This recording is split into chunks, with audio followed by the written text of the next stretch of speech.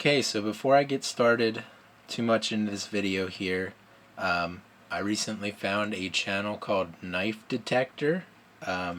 Chances are, if you're watching this video, you're into older knives and, slip joint knives and stuff in general. And if you're subscribed to me, you're probably into slip joint knives because that's most of what I do. But Knife Detector is a channel that I've been watching quite a lot recently, and he does a lot of videos on more vintage, like slip joints and buck 110s and stuff. He has some pretty cool videos, so if that kind of stuff interests you, you might want to go over there and check out his channel. Of course, also there's Patty's Potato Peelers, Jersey Knife Guy, if you can stand New Jersey accents. I'm from Pennsylvania, so I'm just kind of bred to not like people from New Jersey. But he seems like a kind of alright guy. So you might want to go check out his channel too. But anyway, I'm going to talk about what's in this box up here. So I was on eBay, and I don't have a checking account, so I bought an eBay gift card. And I was looking around on eBay for some stuff to possibly buy, because some of you have probably caught on to this, but recently I've been into like larger slip joint knives again. I bought that case Big Daddy Barlow. I have a Rough Rider Big Daddy Barlow, or a Case Daddy Barlow, and I have the Rough Rider Big Daddy Barlow, which I actually haven't shown on camera yet. And I've been carrying my Great Eastern Cutlery number 97 a whole lot, which is like a big Coke bottle pattern knife.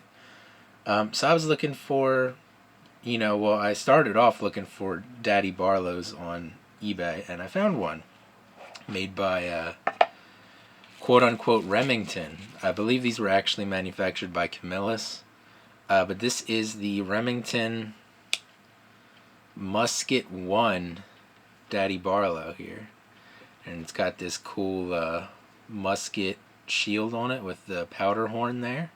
I thought that was cool. These handles are just Delrin, so don't get too excited. It's not bone or anything, just some saw cut Delrin. Looks pretty decent. The cool thing about Delrin is it tends to not swell or shrink or anything like that, and it's usually more durable than bone in general. But I like the way it looks with that cool musket shield on it. The bolsters here, they say Remington on them. You got that Remington tang stamp there. Did it focus on something else?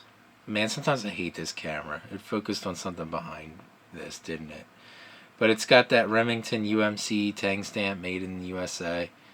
And of course it's got Remington trademark etch there on the blade. Of course it's got this big clip point blade, probably around 4 inches. I didn't actually measure this. I probably should have.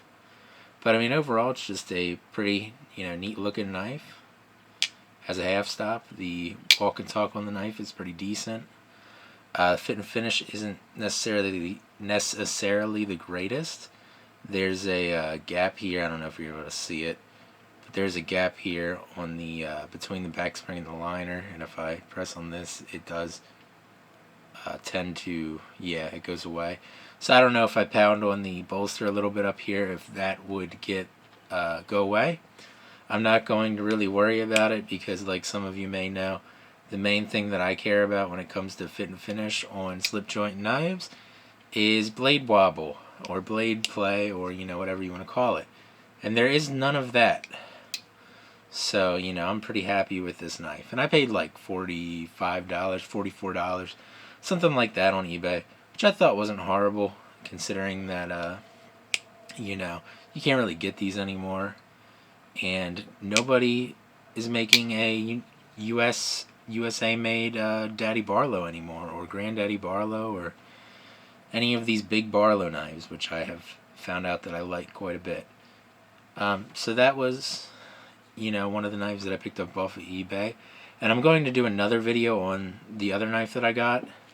But this came in this box here, like this, Musket Knife Series, you can see.